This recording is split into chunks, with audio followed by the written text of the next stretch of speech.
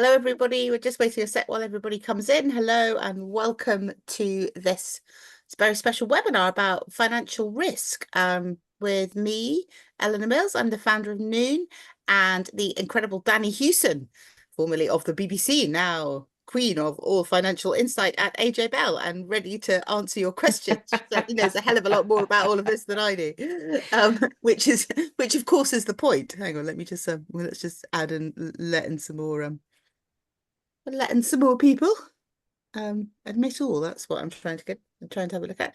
So lovely to see so many of you. I'm also really delighted as a Queenager that you're all really interested in getting to grips with your finances, because what is really, really clear is that that is an absolutely crucial thing for all of us to do, because we'll talk about this, I'm sure, a lot more this evening, but basically it's going to be, we're all going to have a very long and impecunious old age if we don't really start getting to grips with our finances now. And I have to say, what really started motivating me about all of this was my discovery of the gender pensions gap. And we all know about the gender pay gap, but the gender pensions gap is really terrifying. Women are retiring with 35% less in their pension pots than men. And we've really got to do something about it, because we live longer. And we're going to have less money to do that on. So we all need to get extremely savvy about what to do with our hard-earned cash. And it's actually becoming such an issue that even the government are taking note. It's why they've been taking up quite a lot of stuff that we've been doing about Queenagers and keeping women in the workplace till they're 68, because it's all very well making us work till we're 68, but if no one will employ us because of gendered ageism, then that's not great, and that's really not good for our pensions. So that's kind of the Noon that's the Noon take on this. And in fact, we're going to be, I'm just waiting for everyone to come in because I can see there's more people joining. We're going to be at the Labour Party conference making exactly this point at a big Noon party and event that we're hosting with a whole load of the new lots of Queenagers in the new government. We're very happy about that. So Annalise Dodds and lots of them are going to be coming to our Noon party to spread this message about why we need to keep people, Queenagers in work. So it's a really important part of this whole piece about our finances. So I think that's enough waffle for me. That'll keep us going. Is that Jen? The thumbs up. Well done, darling. So oh, still someone in the waiting room. I'll admit them, Jen, if you do. So this is down below me, or I don't know how you can see it, but down below me on my screen is the lovely Jen in black and white. This is Jennifer Howes, who's our editorial director at Noon, an old colleague of mine from the Times. We ran the online bit together then a very, very, very long time ago. And Jen was my help me set up Noon in the first place, and runs everything on the website. And you may have noticed it's all getting a bit of a makeover. That's all down to her genius. So Jen also knows a lot more about finance than I do. So Jen, over to you, darling. Yes. So hi everyone. So glad y'all are here. This is a topic that's really close to our hearts at Noon and mine personal heart.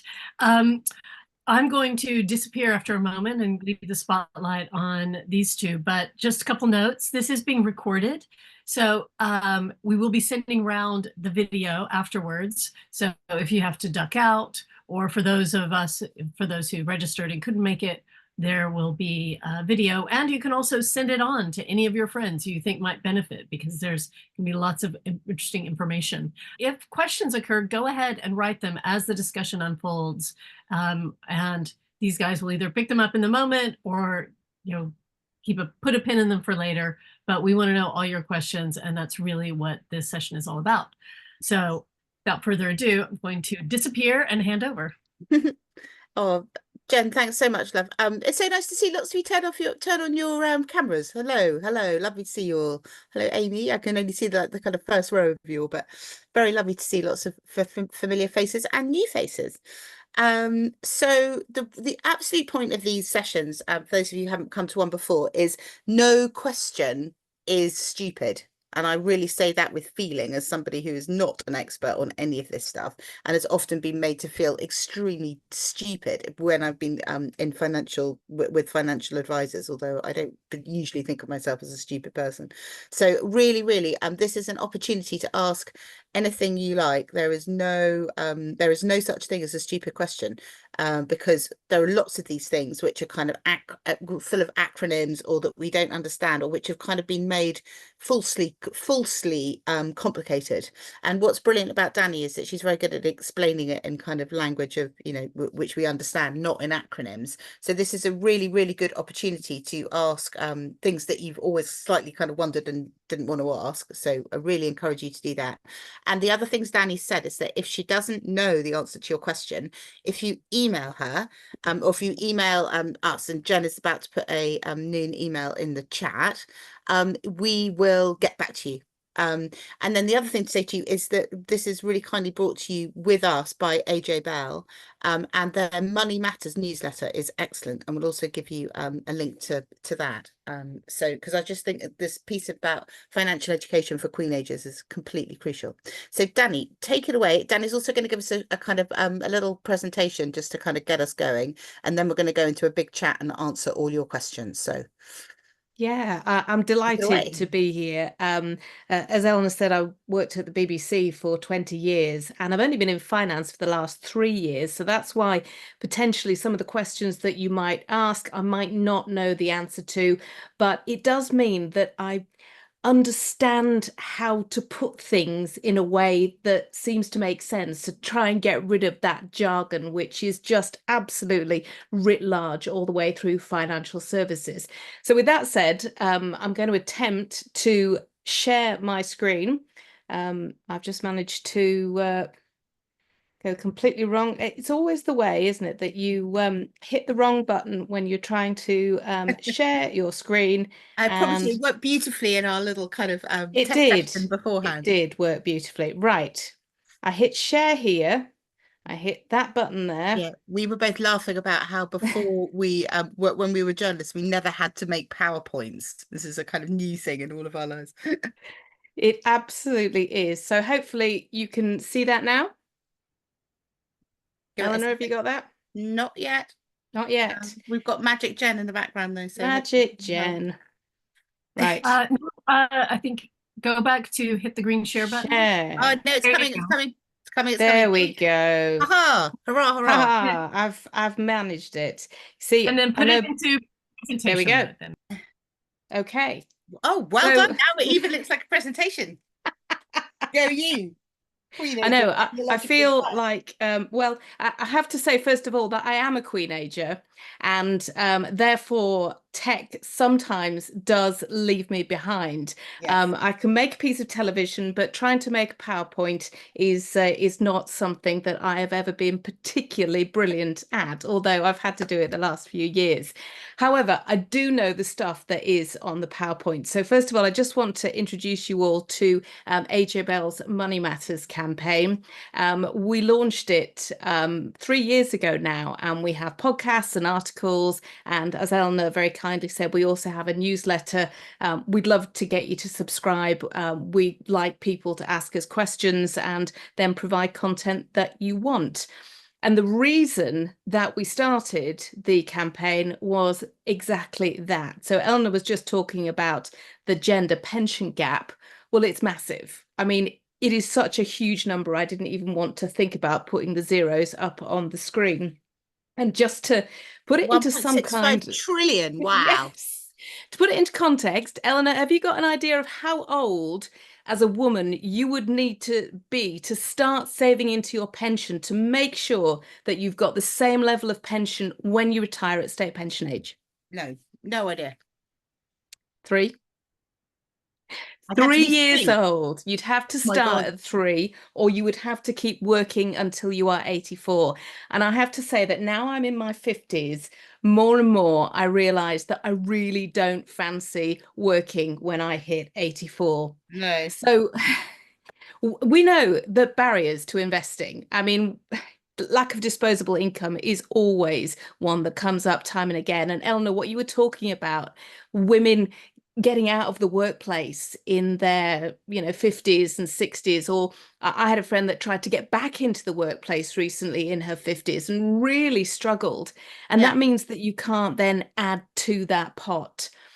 But further down we get I don't understand it, which you were just saying, Eleanor, and then I'm worried my investment will fall in value. And that was something that really caught my attention, that 48% of women wouldn't be comfortable with any investment loss. Now, let's be fair, nobody wants to lose money, but without risk, there can be no reward. We know that from life, don't we?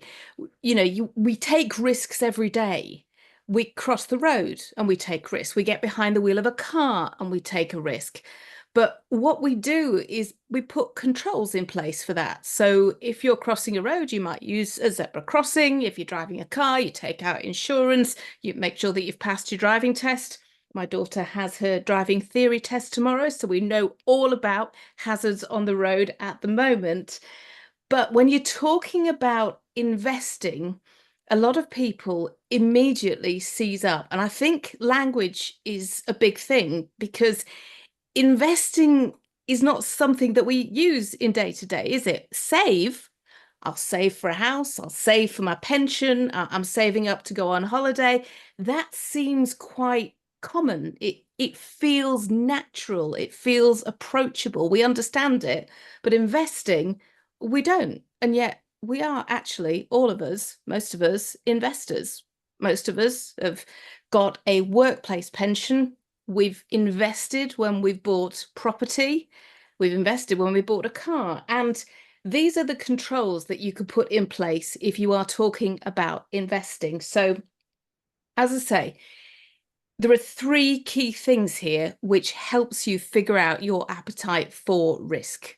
The first thing is to figure out what you're saving for. So we're all Queenagers. We're probably now thinking about having a nice life in retirement, and we're looking to see whether or not our pension pot is going to carry us through. So then we get on to time. How long have I got? Normally, if we're talking to multi-generational audiences, we'd be saying, well, if you're in your 20s, then that's going to be great, because you've got a really long time horizon in order to make sure that, you know, if you get a wobble in the stock market, well, you've got 40 years for that to be corrected. If you're in your 50s, things get a little bit different. But, you know, I'm 51, and I know that I'm probably still going to be working when I'm 65, 66, 67. Might only be working part-time, but I'm probably still going to be working. So that does still mean that I have a good chunk of time. And then this is really important. How much do I want at the end? Because if you want to have a decent standard of retirement, then you need actually quite a chunky pot. And one of my colleagues, Rachel Vey, did a webinar, a noon webinar on pensions. So if you didn't get a chance to have a look at that, do go back, because she'll be able to sort of deal with that a lot better. But if you pull all of those things together, then you can get sort of an idea of what your appetite for risk is. Some people would say that, you know, if they see any money at all disappear from their pot, then that is terrifying. They don't want that. They've got sleepless nights.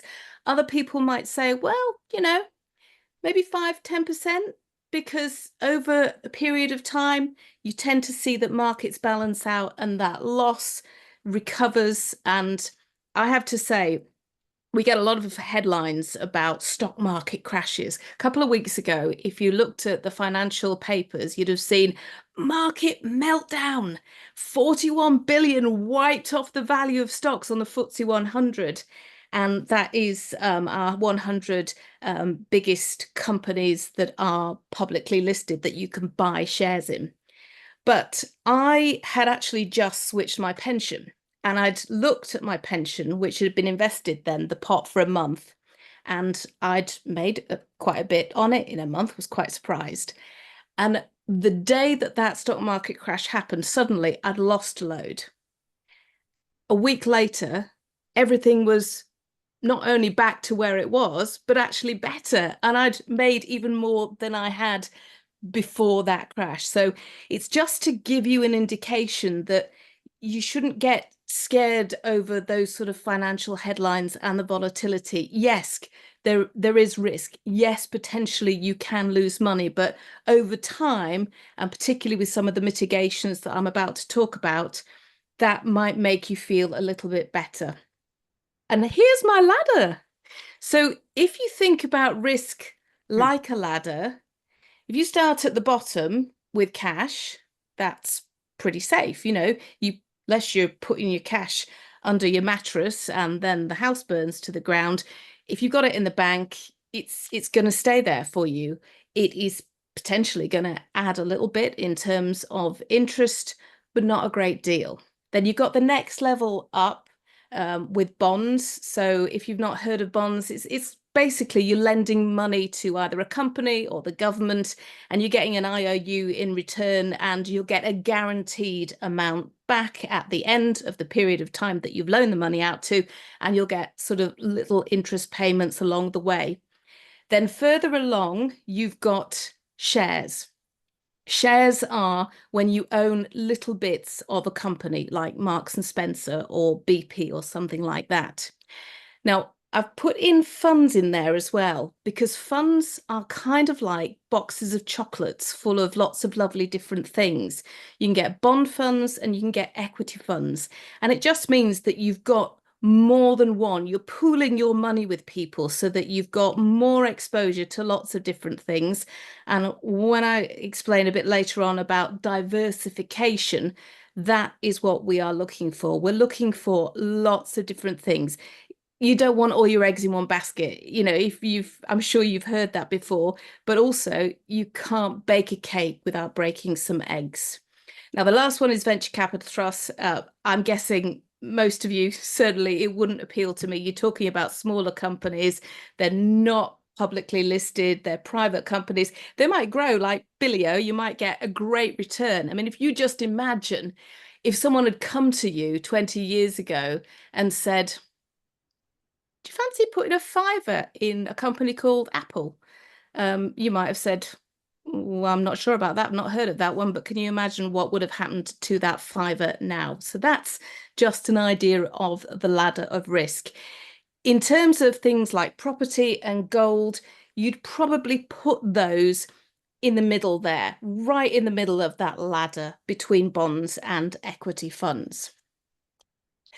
Now, the reason that I wanted to talk to you about cash is that women, despite what we often say, women do have money. They are interested in investing. They are interested in making sure that they're not paying tax when they don't need to. So we have a lot of women who have cash ISAs. That's the sort of investment default of choice for women. They'd go for a cash ISA because they understand cash. They don't understand bonds. They don't understand equities or shares or stocks or whatever the heck you want to call them, but they understand cash. Except when you invest in cash, even though you are making money in terms of interest, and over the last couple of years with interest rates actually creeping up substantially, you've been talking, maybe you've got 6%, hurrah.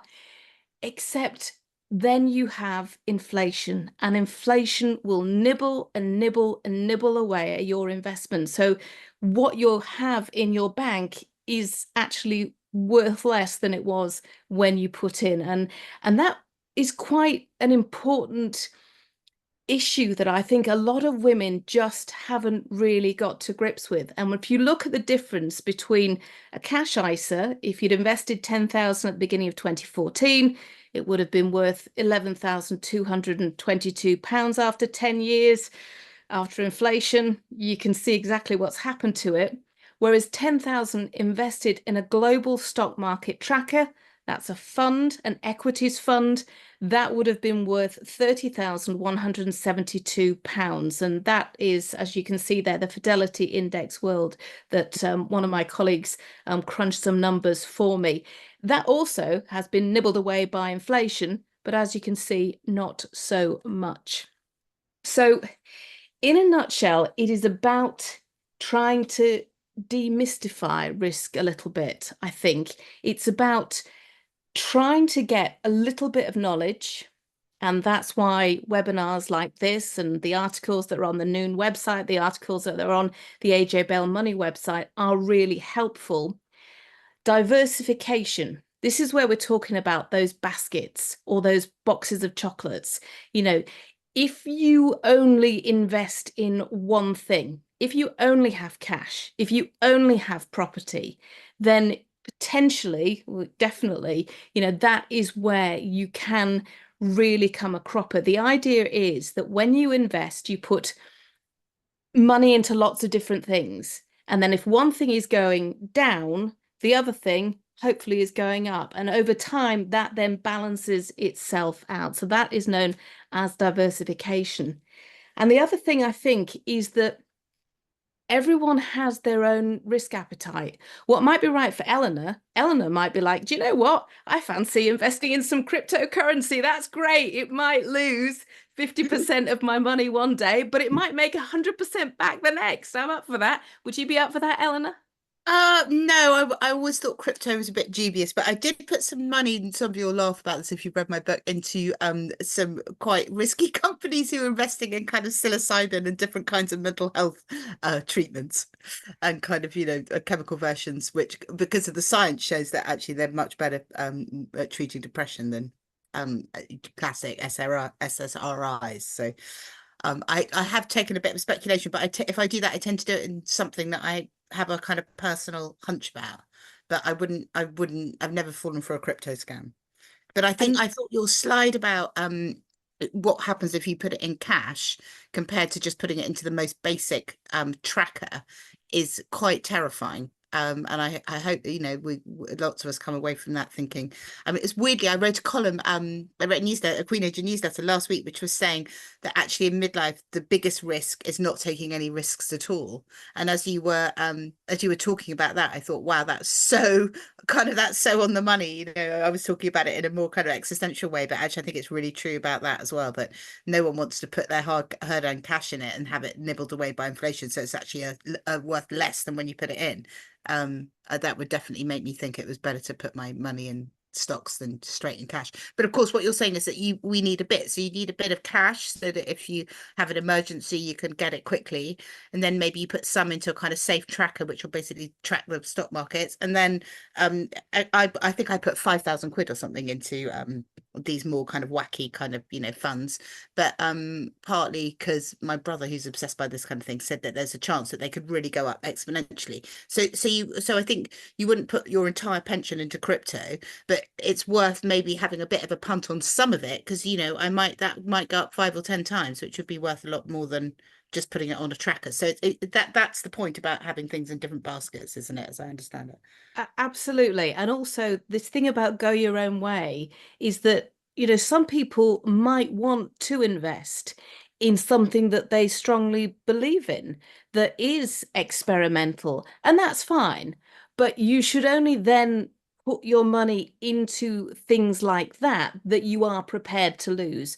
When you are talking about your emergency fund, that should be in cash. You need to be able to access that straight away. When you are talking about your pension, then if you look at where your pension is invested, if you've never got to grips with your finances before, you'll probably find that it is already invested in one of these funds.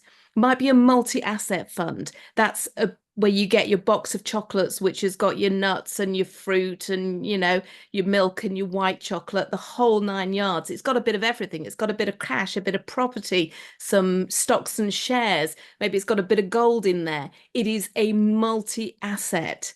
And also, if you're thinking about the kind of funds that, if you want to play a bit safe, and a lot of people, particularly when you get towards later life, when you know that in 10, 15 years' time, you're going to want to access that money, then you're not going to want to be putting it into really adventurous funds. You're going to be looking for those cautious funds. They're not going to give you as much return, but they're going to give you still a decent amount of return. And when we're talking adventurous, we're usually talking about smaller companies. We're usually talking about emerging markets. So maybe investing in the Vietnamese stock market, in companies there. Whereas if we're talking cautious, we're probably talking about investing in much larger companies. You'll have much more invested in things like bonds, which give you a guaranteed income rather than those riskier things. So I think it's really important not to sort of say,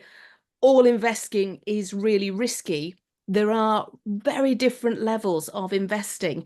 And I think this slide really sums it up for me. And I love that cute kitty. He is so lovely.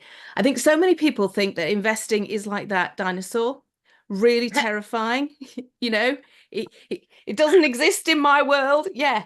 Whereas actually, you know, it's something that we're all already doing. It is already a part of our lives.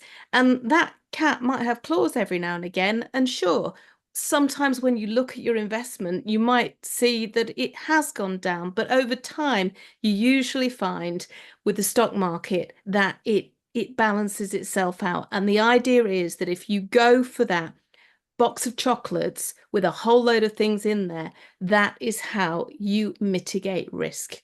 And with that, thank you very much. I'll get rid of the slides for you. They will obviously be available on the webinar if you want to take another look. We can obviously bring them back up if we need to. And it's really interesting because the FCA is hyper aware that some people see these risk warnings and immediately say, investing is not for me. And there's a lot of work going on at the moment to try and understand, because they're important. We have to give these warnings. You have to understand that there is no reward without risk, but you also should understand that you can take a little bit of risk if you have those controls in place. So I'm going to stop sharing at that point. And hopefully that's been interesting, helpful, but I'm sure there's plenty more that we can crack on with. That we can. So does anyone do any of you out there have a question that you're particularly keen to ask as we kind of get going? Or we have a couple in the Eleanor, we've got a couple in the chat which are really good. So Nancy, I'm liking Nancy's style here. She's not quite going for the crypto, but she's saying I have about 6 or 7 very small pension pots. They're not in high risk funds, but I'm really thinking they should be. Any advice? What should she be putting them into? Have you, I mean, I would say the first thing, just knowing from what we've written about at noon, is have you put them all together into one pot? Is that a Danni? What do you think? Yeah, I mean, Rachel obviously gave a great webinar talking about this. And the idea with pensions is that if you've got lots of teeny tiny pots, you might be paying charges on those for the privilege of having those pots. Also, it's trying to keep track of where they all are. And also the miracle of compounding, of having a chunk of cash in one place, is what you want. The more money that you have in your pot, the more income interest you get on that pot, the more gains you get on your investments. So clearly, if you've got it all together in one pot, then that can be a really useful thing to do. You can also keep track of it more easy. I mean, you know, when you're trying to figure out how much you want in your pension at the end when you retire, then if you can't see because they're all over the place, how do you know? And I must admit now I'm quite I keep an eye on my pensions, and I have a look every couple of months just to see how they're performing and figure out where I am. And I've got 3, and the reason for that is 2 of them I shouldn't move. Yeah. And there are certain kinds of pensions where the benefits of staying in there, even if it's only a tiny amount, outweigh the benefits of consolidating them. So if you go through pension consolidation, and there are lots of places, including AJ Bell, which will do it for you now. So you just say where you've worked and it will hunt them down for you and put them all together. If there are pensions like that, it will come back to you and say, you maybe want to take another look at this one. So yeah, I think if there are no red flags, then yeah, absolutely put all your pensions together in one pot. And it also then depends on your risk appetite as to what kind of investment you want to make. Like I say, those multi-assets, or if you look at funds now, a lot of them have labels on them. So you will find one that will say cautious. You'll find one that says balanced. You'll find one that says adventurous. And they do what they say on the tin. Mm. And you can look and you can see the rate of return for all of those different investments. So you know what you are then getting out of it potentially. That's a really good question. To go to your 6 or 7 small pods sounds like you need to have a look at them to see if some of them have got defined benefits attached to them, and then if they haven't, bung them all into one pot, and then maybe start kind of having a bit of a portfolio of what you're investing in. So there's somebody else here saying, so I've left a small inheritance sitting in a cash ISA for the last 8 years. And she goes, "Door, where should I start? What should she be doing?" Sorry, I was just double checking the ISA thing. So ISA withdrawals are tax free because usually you've already paid tax on the money. So yeah, it's well worth taking a look at that. Sorry, Ellen, do you want to repeat that one? Yeah. So we've got somebody here on the chat. So the names just slightly disappeared for me. Okay, it says AB to everyone. So she says, I've left a small inheritance sitting in a cash ISA for the last 8 years. Door. Where should I start? What should she do? What she should be doing? Because you've got one thing across very clearly to all of us, Danny, already, which is do not leave the money in the cash ISA. Get it out. We all saw that slide of it going down, so we know that's not a good idea. So where should she start? She should start by thinking about that slide that I showed, which is all about your risk appetite. So what do you want the money for? How long are you going to leave it invested and want to get at the end of it? So if you are then thinking, right, I don't need it now, it's been sat there forever, I probably might want to use it in retirement, or I might want to use it, to buy a fancy car when I turn 65. If you know what you want to use it for, then you can figure out where to invest it. And then it's figuring out how long you're going to leave it in there and what then you want to do with it. So you could look at the different types of fund then that are available to you. Are you a cautious investor? Are you someone that's looking for growth? You're thinking, right, I'm going to leave this in for 20 years. So yeah, I'm pretty happy with an adventurous fund. So it is literally then moving it across to a different kind of ISA. Now, you have to open up a different ISA. You can't just say that cash ISA, I want to turn it into a stocks and shares. We are trying to get some kind of ISA simplification going at the moment, because I think for a lot of people, it's another hoop to jump through, isn't it? You've gone through the rigmarole of opening up a cash ISA. It's sat there. It's doing its stuff. It might be being eroded by inflation, but you know that little bit of income that you are making on it is you're not being taxed on it, and it's there and you can pull it out when you need it. Fantastic. But if you then got to jump through another hoop to open a stocks and shares ISA and to move it over into the stocks and shares ISA, for a lot of people that can be off-putting. Is it actually quite easy? What do you have to do? It is easy. Yeah, no, absolutely. It's a phone call, or it's jumping onto the website and, moving things across. It is easy to do.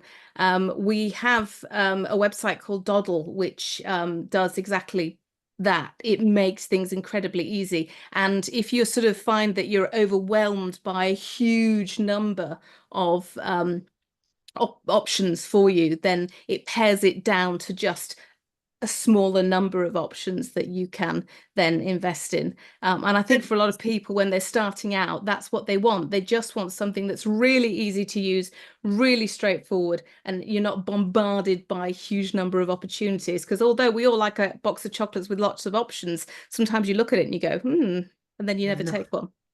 So thinking about your risk ladder. So if somebody thinks, okay, well, I've maybe got, I don't know, say you've got 100,000. What proportion would you have in the kind of different levels of things which are risky? What kind of thing would you recommend? So there's a really smart way that I've heard people talk about risk before, and this is when you're thinking about your age. So if you are 20 years old, then you should have just 20% in things like cash and bonds and that kind of thing. Whereas you should then have 80% in equities, equity funds. Because they're more likely to grow faster, so you're going to get a better return. Absolutely. And then as you get older, when you get to 50, you should be talking about 50-50. And then as you get older, 60% should be in the more cautious income safe options like cash and bonds, and 40% then in equities. Now, like I say, everybody's risk appetite is different. Everybody's journey is different. People might be thinking that, I really enjoy my work. I'm probably going to be working until I'm 70, at least in some small capacity. So actually, I possibly have 20 years. So maybe I'm quite happy with, 60% in something like equities. Maybe I'm happy to go with something adventurous. But that's a good rule of thumb that a lot of financial advisors would use. Okay, that's really helpful. So let's see what we got. Here we go. It's like going back into the lucky dip on the questions.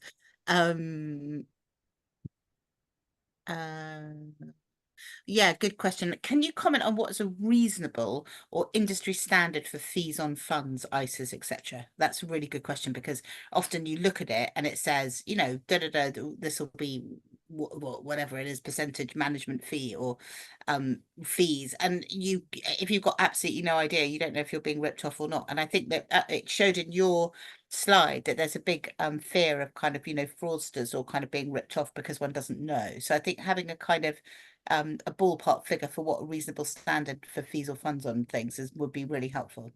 Yeah, I mean, that's quite difficult because it depends what you want. So I could say to you, you want to be paying the absolute least you possibly can.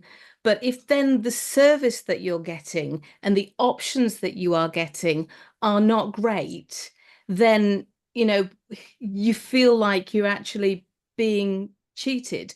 What you'll find is that when you are going to investment platforms, like there are so many out there, you will have the fees immediately posted, so you can see exactly what you are paying, how much you are paying, when you are paying it.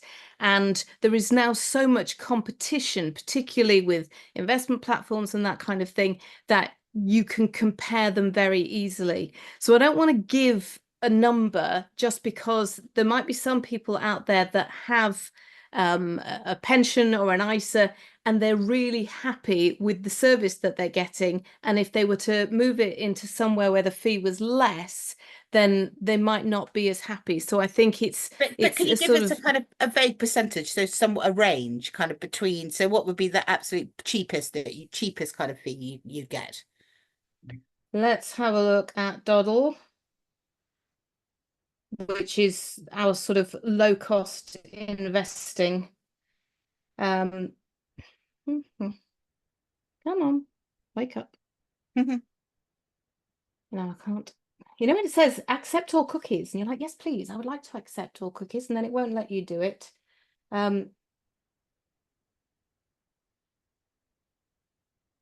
So let's go to a stocks and shares ISA. And you view ISA charges, and here you go. So with Doddle stocks and shares ISA, it's 0.25% on the first £250,000 of funds, Right. 0.10% for funds between £250 and £500,000, and no charge on funds over £500,000. So that is you've got to. So that's kind of that's the kind of the bottom. And what would funds that were charging you more, what would you expect them to be doing for that for their extra money? How do you work out if it's worth it or not? It's less about so there are some investments where people are working very hard for you. And there are Yeah. some investments which are just trackers. And obviously you get different charges with different funds and different charges for different, having a stocks and shares ISA. So it's just keeping an eye on those things. Okay. And everyone will be different about what they want. That's why so many people pay for a financial advisor, because what you are getting is bespoke advice which is tailored to you. It does feel a lot more scary when you're doing it yourself, and there's a big push at the moment to get to deal with this sort of guidance advice boundary, to try and help people have more education to know what they're doing, but without sort of veering into the guidance thing where, you are expecting someone to say that this is exactly right for you. Yeah. So I think that's really important, that it's important to go in to see a financial advisor kind of knowing something, because otherwise I mean, I know I've done that and just felt like a kind of sitting duck, because you just don't know whether you're being given good advice or not. But Do you know, financial advisors more and more are understanding that a lot of people are going in and they don't understand. And a lot of women come to us for the first time because they've inherited, some investments, or they've got divorced, or their spouse has died and they've never dealt with a financial advisor before. And suddenly they're having to deal with all of that. And I think financial advisors now are becoming much better at talking to people in a way that doesn't feel like you're being belittled, that does feel like you are being taken on a journey. And there are some brilliant financial advisors out there, and they are absolutely worth their weight in gold. And on that, I think it's also worth saying that if you pay for, I think it's quite important when you take financial advice. Sometimes you think, well, why am I paying this person, a few £100 to go and talk to them? But in a way, if you do that, you're protecting yourself, because if you go and speak to somebody who doesn't seem to be being where you don't need to pay them, they're probably taking a cut or a commission off the things that they're selling you, right? Sorry, my dog has just This is what working from home does to you. My dog has just pushed open the door and wandered through. Yeah, I mean, when you are talking to a financial advisor, yes, you are paying for that advice and privilege, but what they can do and what they can give you is peace of mind. What they're looking at is your holistic financial life. Now, a lot of people don't need that because they're not dealing with multi-million pound investments. And actually, if you're talking about, an ISA, if you're talking about £20,000 a year, if you're talking about a pension where you're putting in, £6,000 a year, £10,000 a year, then you can do that yourself because you are seeing the rate of return. It does depend on your individual circumstance. Yeah. Okay, good. Someone says, I used a financial advisor. They actually took me through a survey to go through my appetite for risk, and I based my investing on some of that. Yeah, that's right, Pebby. That's why we're doing this session, because that's the first thing that a financial advisor will kind of will do kind of, with you or for that or for you.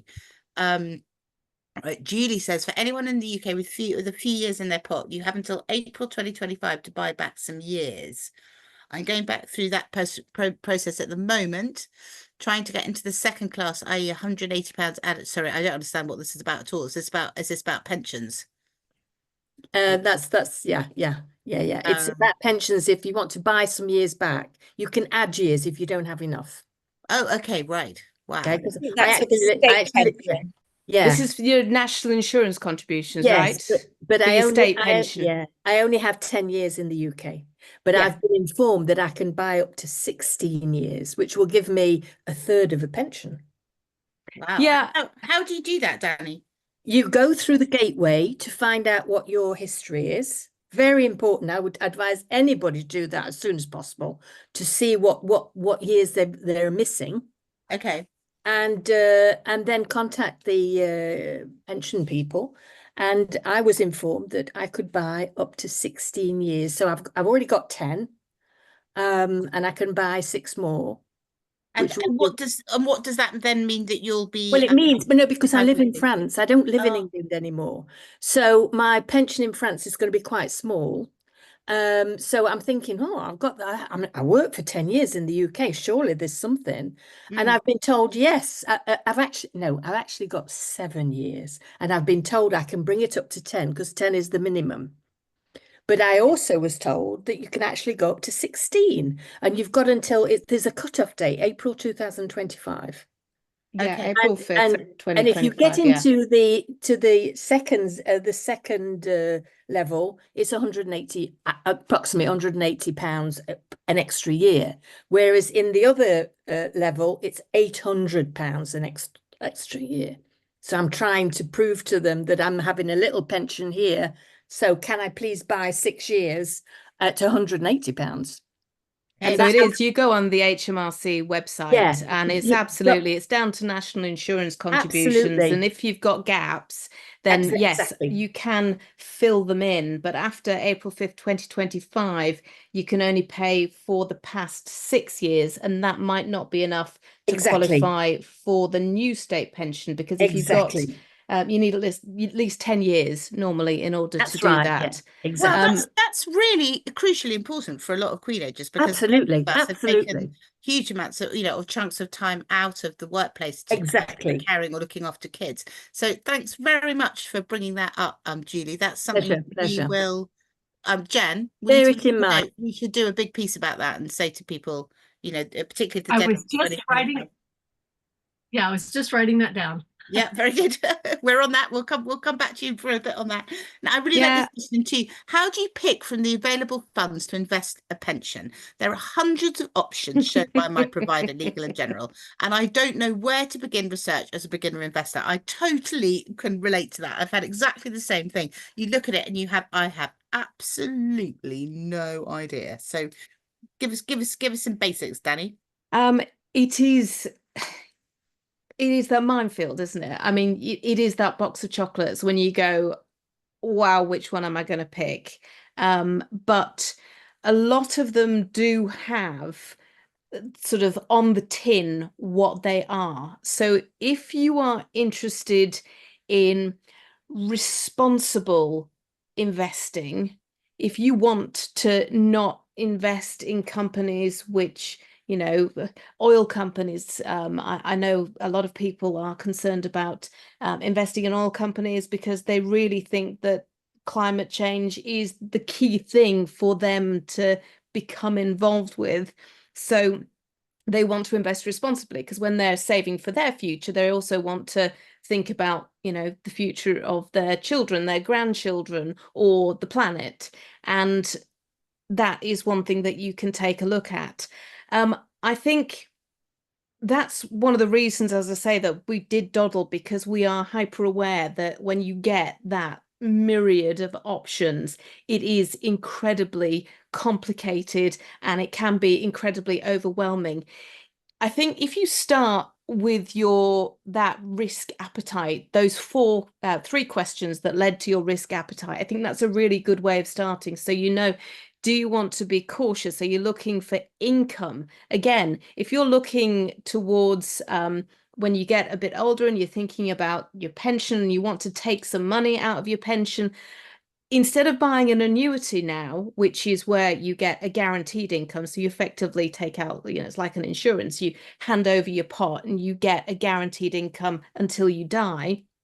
You can, there are certain ones which means that you can actually give it to your kids or your spouse as well. It's not just a matter of completely gone, but obviously it depends on the annuity that you get. They've fallen out of favor a little bit recently. So you also now get something called drawdown, where you leave your money invested and you just take out the bits that you need when you need it. And I think particularly because, for a lot of people now, when you're thinking about your retirement, you maybe want a little bit more when you are 72, 73, because you want to go and take that world cruise. Whereas when you hit 85, you might just be quite happy with a trip down the local M&S and a nice, meal deal. So I'm going to that's be why a going to lot of the Arctic when I'm 85, Danny. I My don't mum is. doubt you. My mum's 82. She's still going skiing. So let's not fall into any kind of stereotypes here. Well, so with those, you can go with income. So there are Yeah. certain types of funds where you get dividend payments, and then you're not eating into the capital. You're just taking out those dividend payments, and that's something for people to consider when they're wanting to take some of their cash. Yeah.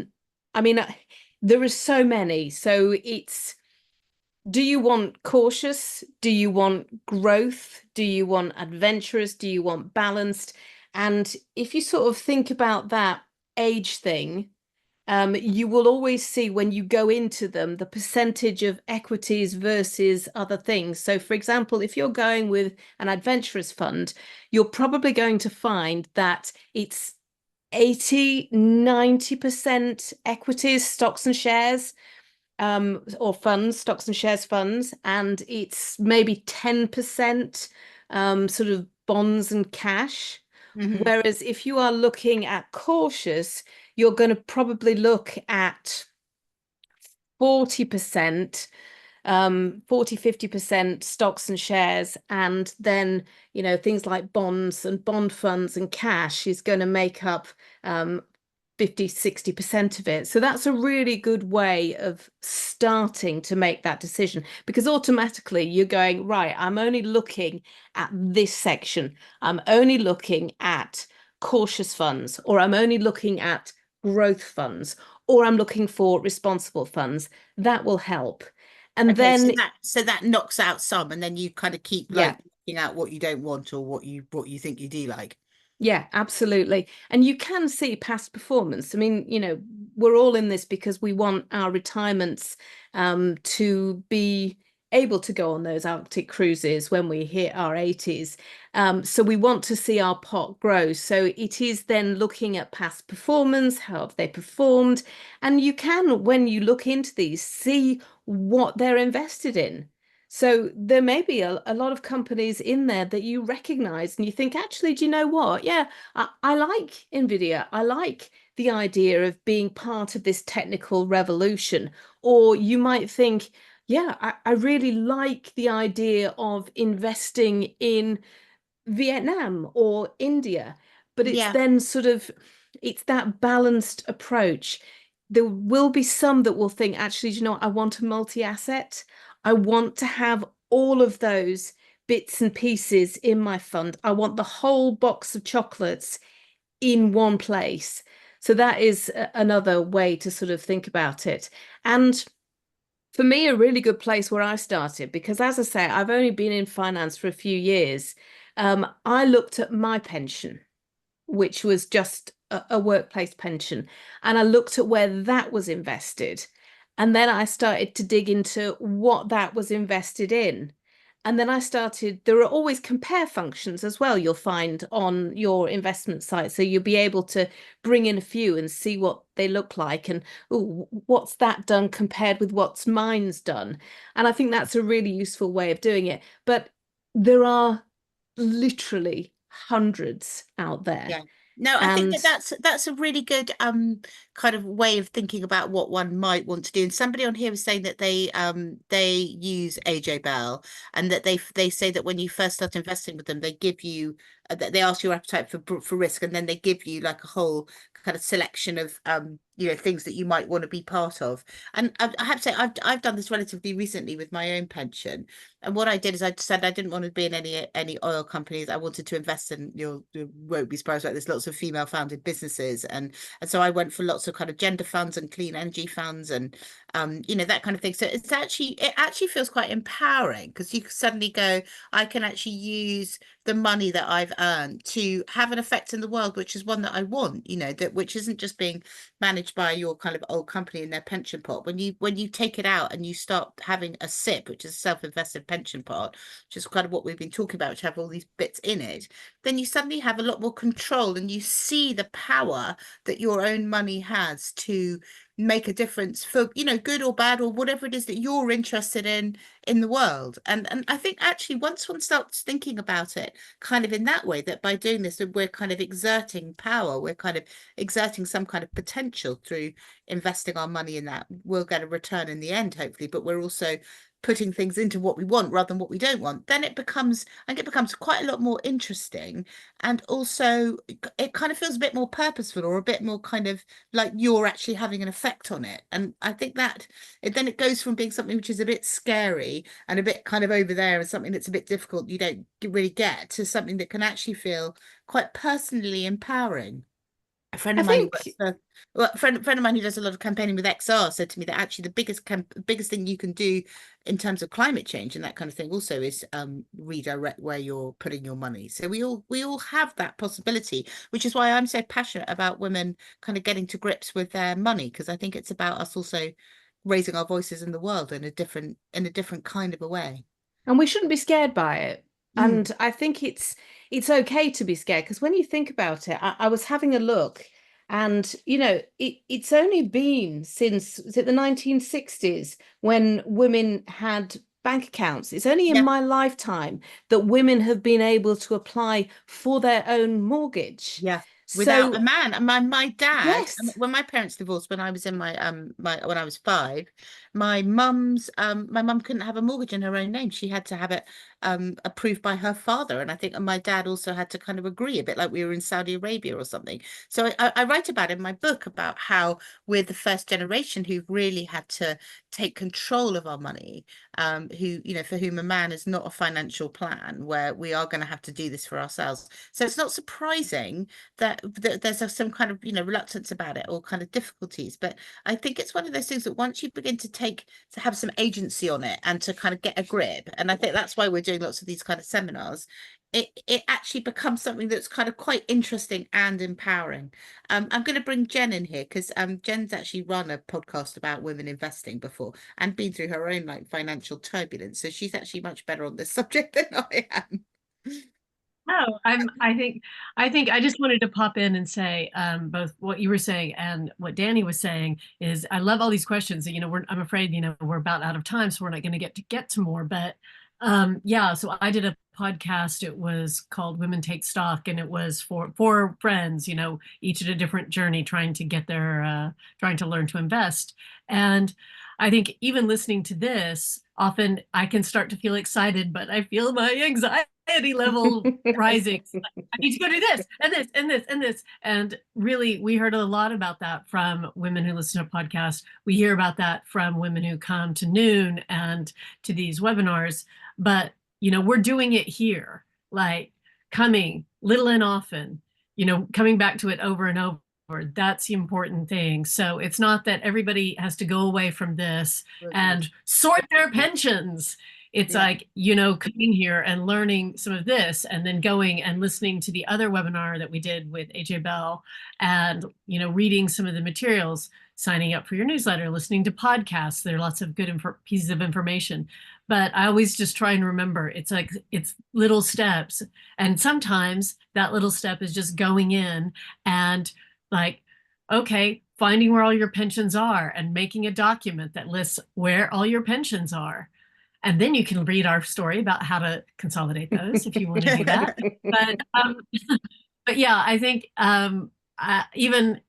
even though I've spent a lot of time thinking about pensions and thinking about investing in money and whatnot, like during this, I'm like, how haven't I done that yet? And we have to kind of give ourselves a break at the same time and use an opportunity like this to feel empowered and realize we're actually building up our knowledge. Yeah, and I must say I've learned so much by talking to Danni, and by having a read of the AJ Bell Money Matters pension. And Jen's completely right. Helena Morrissey, who's actually who's head of your AJ Money Matters, Baroness Helena, who's a big, former fund manager. She said to me, this thing about you should think about your financial health like your physical health, that you kind of, do you do a bit of it all the time, that it's not a kind of enormous mountain that you climb kind of once a year when you have to do your tax return. Sorry, guilty. But actually it's something that you do, that if you kind of check into it more often and you have it more under control, I do think that there's a great sense of that kind of financial control. But we did a thing, the first campaign we did with you was about financial spanks, which I kind of invented as a bit of a joke, because I kind of, it's like, is everything being held in place kind of underneath one's frock? Always a bit of a thing for me. And so there was that sense of, you can't have, if you were trying to build all these other things that we're going to move into in our kind of Queenager kind of golden years, all of that needs to be supported by some proper financial kind of underpinnings. That's what I was thinking about with the financial spanks for Queenagers, because actually, if we get that right, if you get the basics right, just learning today that actually that putting your stuff in a cash ISA is actually more risky. You're like definitely going to lose some money doing that, in a way that you might well make quite a lot if you put it into some stocks and shares. If you just kind of come away from this with that and shift some of your stuff into a tracker, your future self's going to thank you for that. You're probably going to be like 10-20 grand richer, even if it's just on a small amount of money. So I think just it's kind of small steps, and then you do something that works, and then you're like, oh well, maybe I can do a bit more of this, because it's actually not rocket science. We're just kind of the way it's often explained makes it feel much more tricky than it is. Good. Jen's put the link to our podcast in the thing, and we're actually going to do more about this kind of thing within Noon, so kind of stick with us. And there are now already some quite good resources on the site and on our Noon YouTube channel, where this one will go to. And you've got Helena coming on to do a webinar next month.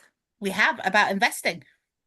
So we're going to learn from the maestro. So do some research in the meantime. Get some, because it's really amazing to get like an hour of Helena's time to kind of ask us some questions. So come really equipped with what you want to know, and we'll really kind of hold her to it and get her to answer all your questions in that session. And thank you so much, Danni, for joining us, and Jen, and all of you kind of at home. It's really fantastic to see you all, and do come back and we'll do some more. We'll do some more of this, because I think it's a journey that we're really on together. Oh good, it's so nice to see lots of your comments. Do because it's really good for Danni if we can also go back saying people were really engaged and interested in what we were doing. I mean, it's good for all of us. And if you've got any questions that I couldn't answer, then do send them, and yeah, we'll make sure, because like I say, I'm sort of on the same journey with you all, but I've been sort of keeping my eye in and really getting into the nitty-gritty for the last 3 years, which means I now understand it to this level, whereas I was really struggling before. But yeah, if you've got any questions, we'll make sure that they get back to you. Yeah, brilliant. And I know that some of you had some really good questions that you asked Rachel before, and that she kind of came back and gave everyone some kind of individual advice. So if there's something that you're really struggling with, we can we'll definitely try and help, and we'll pass those questions on to Danni. So with that, I'm going to let you all go off and enjoy your evening. It's quite sunny here. Enjoy the I don't know if any of you saw the super moon last night. It was the blue super moon, but we couldn't see it in London. It was too cloudy. So have a look out for the moon. It's the closest it gets to Earth and the biggest, and there's all sorts of seismic things going on, which are probably very good for your money, but it's just meant to be orange and rather beautiful tonight. So that's my parting injunction. See, there aren't any other financial webinars where people tell you to go and look at the supermoon. We try and do things a bit differently here. Yeah, everybody look out for the video on email. So we'll be sending that around. Yeah. And yeah, and we're looking forward to seeing lots of you soon. Now, we've got lots of there are Noon circles at the beginning of September. We've been sorting those out, lots of them all over the place. And we're running a one-day retreat at Wasing. There's still a few slots on that in October. And we are doing a first retreat in Wales, really beautiful place near Abergavenny, only about an hour and 40 minutes outside London, at Laura Tennyson's place, the founder of Jojo Maman Bebe that I was writing about. She's on our podcast. So we're going to do an amazing retreat there at the end of October, which I'm really looking forward to. So there's lots of things to get involved in, and we're also going to be doing some more kind of walks and a big AJ Bell event we're doing kind of noon, a kind of big party, a pub quiz, and lots of fun at the beginning of October. I think it's October the 8th. I put it in one of my newsletters, but we'll come Sounds back right. to you more Yeah. about that. And then we've got amazing Helena Morrissey, who has been such a huge supporter of Noon, actually, right from the very beginning. She's been on our advisory board. She's a really old kind of fellow traveller of mine. I was involved when she set up the 30% Club a long time ago, and she's a great pioneer in terms of women and money and all sorts of things. So it's great to have her next month. So do come and join us for that, and enjoy the rest of your August. I'm off on holiday on Thursday. I'm having a break after all the excitement of my book. So oh good, someone's into the supermoon, hooray. And talk to you all soon. Thanks very much for coming. Lovely to see so many friendly faces. Thank you. Thanks, Danny. Bye.